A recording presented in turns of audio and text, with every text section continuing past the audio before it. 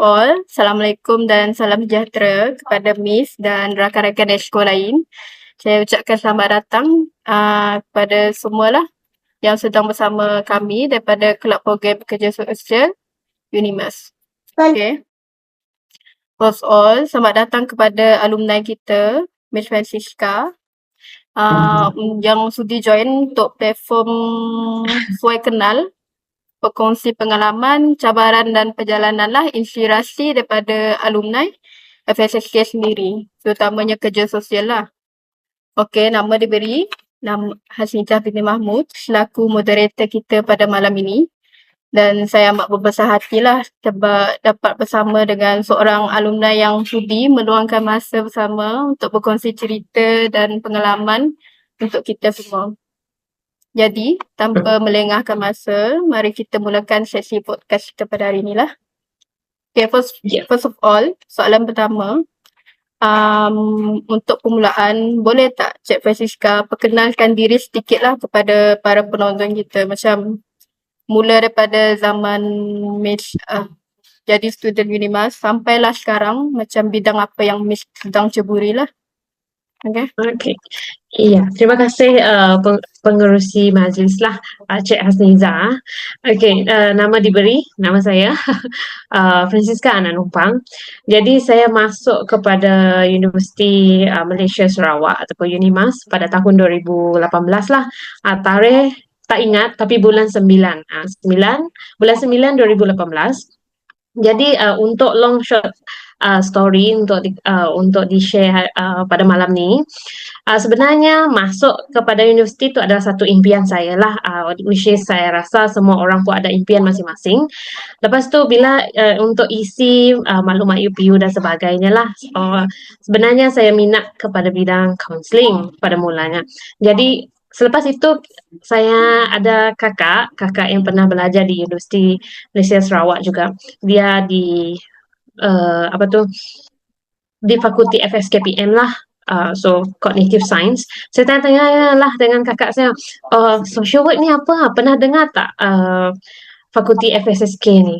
Dia kata ada kawan tapi tak pernah tanya lah, tak pernah tanya social work itu apa, bidang ni untuk macam mana dan sebagainya. So second choice saya adalah social work. So bila dapat result tu saya dapat yang second lah, yang first tu mula memang ada kecewa sebab bidang memang minat dengan counselling, tetapi dapat bidang kita tak pernah tahu, tak pernah tanya dengan orang lain dan sebagainya lah.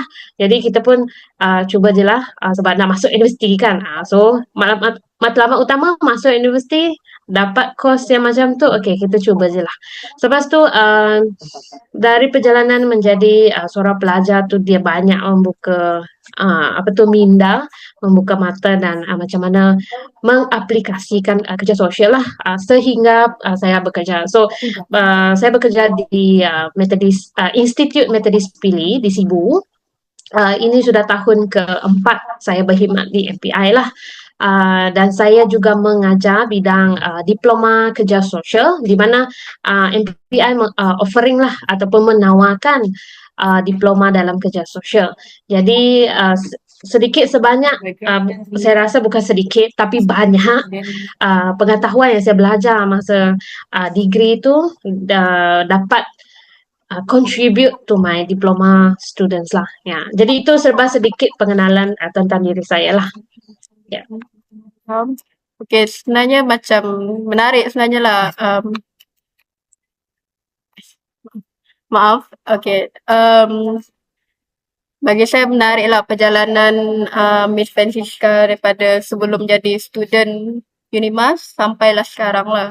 Okay, tadi Miss kata asalnya bukan minat asal lah untuk jadi kerja sosial. Jadi sepanjang Miss berada dekat FSSK dan utamanya program kerja sosial, apa macam pengalaman paling bermakna lah Miss sepanjang menjadi student Unimas ni?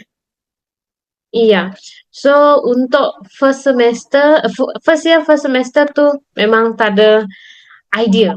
apalah social work, bilalah nak belajar social work ni. So pengalaman tu masuk introduction punya fakulti punya subjek. So kita cuba redah je lah.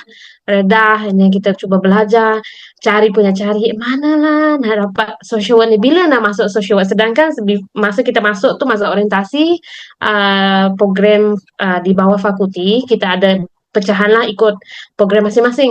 Sudah ada study scheme sebenarnya, tapi kita jenis masa tu jenis yang saya cakap saya malas sedikit lah nak membaca ya. So bila saya tengok, oh okay, second year nanti baru ada social work. Okay, so first year tu kita ambil subjek introduction to social sciences, economy subjek macam tu lah. So pengalaman tu sedikit sebanyak secara tidak langsung lah dia berkaitan dengan kerja sosial apabila sudah melangkah kepada year 1, semester kedua, year 2 and then year 3 sampai habis. Jadi pengalaman pembelajaran tu sangat-sangat luas. Lepas tu kita jumpa kawan-kawan yang sama macam saya yang dia tak ada idea. Tak ada idea. Lepas tu kita bertanya, kenapa ambil social work? Kenapa tak ambil bidang? So kita ada bercerita lah. Jadi sebab pengalaman macam tu kita cuba untuk belajar dan berkomunikasi antara satu sama lain lah. Jadi pengalaman berjumpa dengan pensyarah yang seronok, which is kita bukan dengar sahaja lecturer tu membebel ataupun dia bagi lecture times tu lah. Lecture no bukan setakat baca tu lah. Dia orang share dia punya experience. Some of the lecture, I think not some, all the lecturers mereka memang akan share macam mana pembelajaran di luar apabila mereka buat praktis lah. Lepas tu dibawa ke dalam kelas supaya sebagai seorang pelajar kita pun ada idea. Walaupun mula-mula lecturer tu macam uh, ganas lah. Dia macam okey tak. Kita ada persepsi macam tu lah. Lepas itu kita pun pengalaman-pengalaman tersebut dia secara tidak langsung juga mengajar kita untuk lebih rajin bertanya, rajin mencari apa tu pensyarah-pensyarah dan kawan-kawan lah sebab dalam kelas kita orang agak ramai pada masa tu kalau tak silap saya dalam 70 lebih lah, almost 80. So mula-mula tu memang malu sebab among saya dengan kawan-kawan saya dapat banyak fakulti lain dengan FSK punya fakulti tapi program yang lain. So saya seorang saja yang dalam social work. So nak tak nak kita belajar adalah macam tu. So pengalaman tu dia banyak, sangat-sangat banyak lah. Lepas tu pengalaman kita masuk kepada online learning dan sebagainya. So pengalaman berada di FSSK sangat-sangat memuaskan. Staff-staff di sana juga kemudahan-kemudahan yang disediakan sangat-sangat memudahkan kita untuk buat assignments lah dan sebagainya dan pensyarah juga tidak kurangnya dia cuba untuk beri masa untuk kita cari dan sebagainya.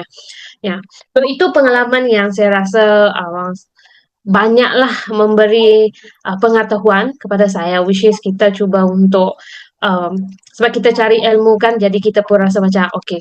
Sebab dulu ada satu tanggapan lah dekat saya, okay kalau kita dekat universiti kan, kita kena tunggu lecturer panggil ke, kita kena tunggu lecturer message kita ke email. Sebab kita ada, dari tingkatan 6 lah sebab saya dari tingkatan 6. Jadi benda tu kadang-kadang terbawa-bawa. Jadi kadang-kadang kita pun macam ke nak sekarang, esok, nanti kalau esok banyak lagi lah kerja. Dia macam tu. So dari situ, dari first year tu saya banyak berdikari sendirilah. Ya, sebab masa first year tu kita tak kena, kalau saya lah, saya tak kena ramai orang. Lepas tu sangat-sangat pemalu lah. Which is kita pun cuba untuk bergaul tapi macam dia okey tak dengan aku. Dia macam tu lah. Itu pengalaman saya. Okay. Ya. Baik. Okay. Kalau dari macam yang Miss cerita tadi, walaupun dah berapa tahun dah graduate, still macam memories tu still ada lah kan. Ya. Betul. Tak kira buruk ataupun positif lah kan. Baik. Ya, betul. Okay. Untuk next soalan, kan macam pengalaman lah yang Miss ada semasa menjadi pelajar universiti. Adakah ada sedikit ataupun banyak ke pengalaman tu macam membantu untuk membentuk Miss cara Miss berfikir sekarang ataupun dari segi gerak kerja Miss sekarang daripada pengalaman lepas yang Miss bawa untuk sekarang? Ya. Jadi soalan ni memang sangat bagi kesan kepada saya lah, bukan kesan yang negatif, tapi kesan yang sangat mendalam kepada saya, which is sekarang saya mengajar diploma students.